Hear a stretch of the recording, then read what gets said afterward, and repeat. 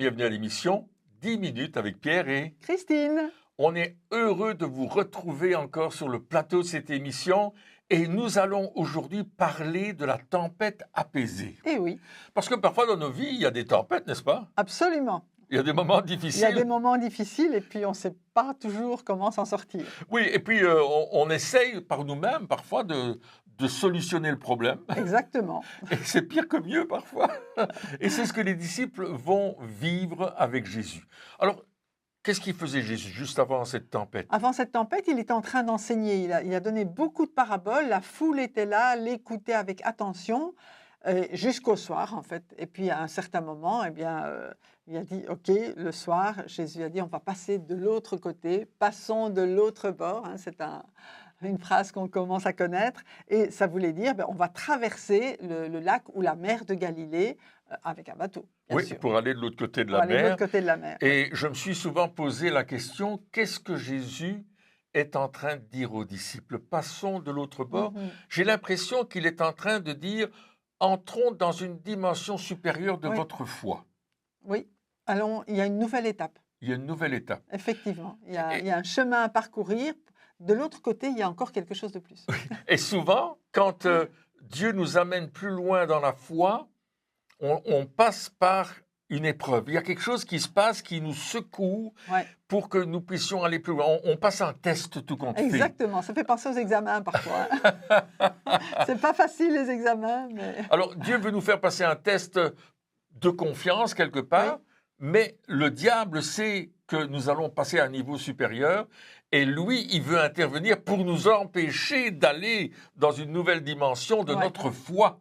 Mais aujourd'hui, ensemble, on va aller de l'autre bord, si vous êtes d'accord, et on va vivre quelque chose de formidable, n'est-ce pas? Alors, tu veux nous lire le texte de Marc 4 à partir du verset 35? Oui. Ce même jour, sur le soir, Jésus leur dit « Passons à l'autre bord ». Après avoir renvoyé la foule, ils l'emmenèrent dans la barque où il se trouvait. Il y avait aussi d'autres barques avec lui. Il s'éleva un grand tourbillon et les flots se jetaient dans la barque au point qu'elle se remplissait déjà. Et lui, il dormait à la poupe sur le coussin. Ils le réveillèrent et lui dirent « Maître, ne t'inquiètes-tu pas de ce que nous périssons ?» S'étant réveillé, il menaça le vent et dit à la mer « Silence, tais-toi !» Et le vent cessa et il y eut un grand calme. Puis il leur dit « Pourquoi avez-vous ainsi peur ? Comment n'avez-vous point de foi ?»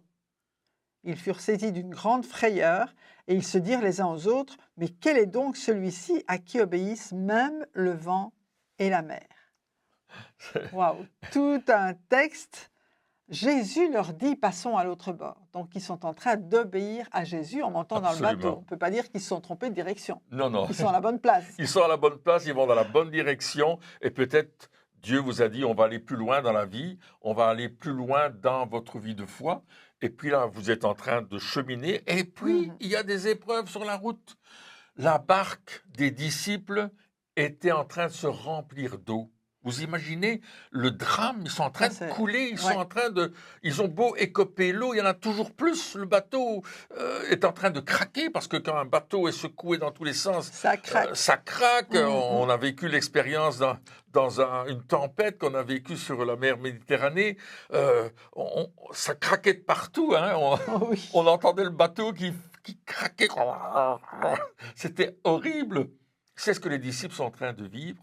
Mais nous voyons que Jésus est paisiblement en train de dormir sur le coussin.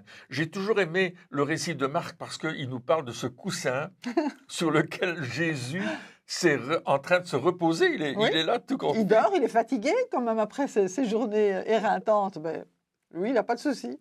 Il se repose. Alléluia. Mais il ne dort que d'un œil. Parce que là, ils vont le réveiller. Il dit, Maître, tu ne te soucies pas.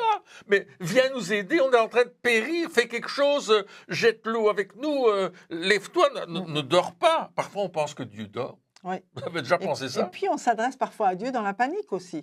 Ah ouais, tout à fait. On dit au secours, Seigneur, comme tu viens de le dire, là, fais quelque chose, on n'en sort plus, on va mourir. Ouais. Et je suppose que Pierre est allé, qu'il a secoué Jésus. Ouais. Jésus, réveille-toi, réveille-toi. Vous imaginez, dans la tempête, Jésus ne bronche pas. Il est le roc sur lequel nous bâtissons notre foi, il est solide. Amen, amen, et si amen. tu mets ta confiance en Jésus, il est solide pour toi. Il va faire quelque chose. Il va agir avec force, avec puissance, par une sainte parole. Vous savez, Dieu dit et la chose arrive. C'est ce que nous dit un psaume. Et c'est important de savoir que quand Dieu parle, les choses se passent. Oui, ma création, c'est à la parole de Dieu. Absolument, donc, à la parole de Dieu, comme tu dis. Et là, Jésus va se lever. Et qu'est-ce qu'il va faire?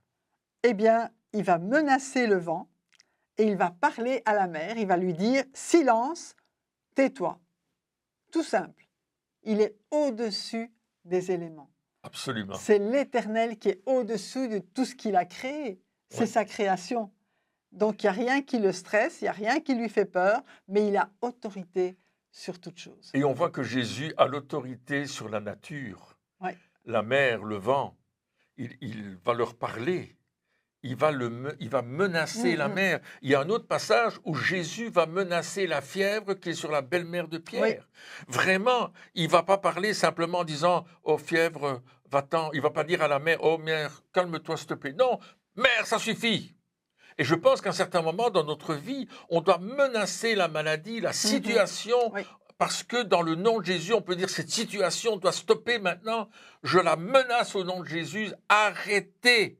Et là, il va dire à la mer, silence, tais-toi. Ouais, tout à fait. Et le vent cessa et il y eut un grand calme. C'est extraordinaire. Merveilleux. À la source, en fait, les flots de la mer étaient créés par le vent. Et donc, c'est à la source qui va, c'est le vent qui cesse, il y a un grand calme, la mer redevient paisible, et voilà, tout est rentré dans l'ordre. Mais puis, Jésus va s'adresser aux disciples aussi. Absolument. Et puis, il va leur dire, enfin, pourquoi vous avez peur comme ça? Je suis là, quoi. Enfin, comment n'avez-vous point de foi? Comment vous faites pour paniquer après tout ce que vous avez déjà vu, alors que je suis dans la barque, que je vous ai dit d'aller de l'autre bord? Faites confiance. Oui, tout à fait. En fait, il va dire, mais où avez-vous mis votre foi? En fait, c'est l'expression plus précise de la traduction du grec. C'est comme si on perd ses clés ou ses lunettes. Vous savez, souvent, je cherche mes lunettes, elles sont sur ma tête. Je dis à ma femme, je n'ai pas trouvé mes lunettes. Elle dit, elles sont sur ta tête. Quand tu cherches tes clés, où as-tu mis tes clés? Où c'est qu'elles sont les clés de voiture? Ah ben oui, elles étaient dans ta poche.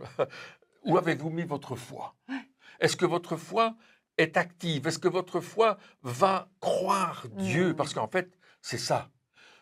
Dieu, à travers Jésus, donne un ordre. Allons de l'autre bord. Il y a une direction, il y a quelque chose. Il y a vraiment un but, un objectif.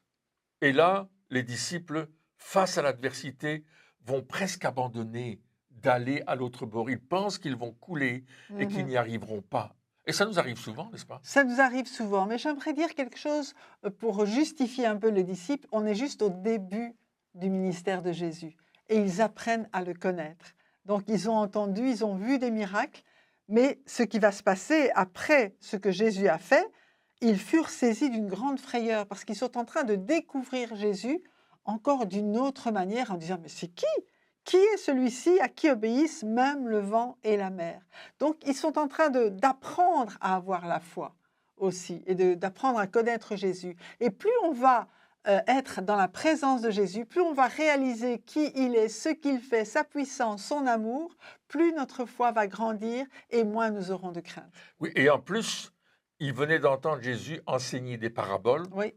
À toute une foule qui était venue l'écouter, parce que Jésus ne parlait pas comme les autres scribes et pharisiens, il parlait avec autorité, il parlait avec des paroles qui changeaient la vie. Et effectivement, quand Jésus dit les paroles qu'il dit, la traduction c'est « il souffle la parole » et la chose change. C'est extraordinaire. L'Esprit de Dieu Absolument, avec la parole. L'Esprit de Dieu est là. Et j'aimerais vous dire que, bien sûr, cette tempête s'est calmée. Bien sûr, ils sont arrivés de l'autre bord, comme Jésus leur avait ordonné de faire. Et j'aimerais te dire, toi qui m'écoutes, que dans ta vie, il y a un espoir.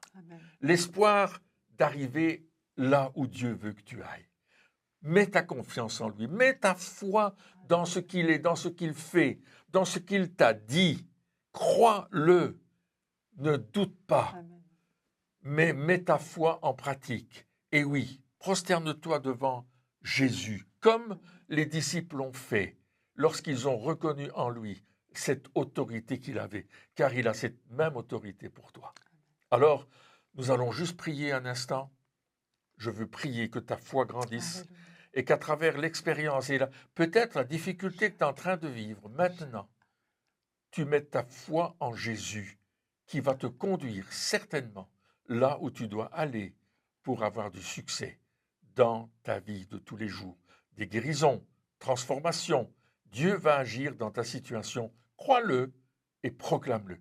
N'hésite pas de nous écrire sur pierrebeumier7@gmail.com et de nous donner ton témoignage. Alors Christine, merci d'avoir participé à ce partage. Avec plaisir. Et on dit à nos amis au revoir. Et à bientôt.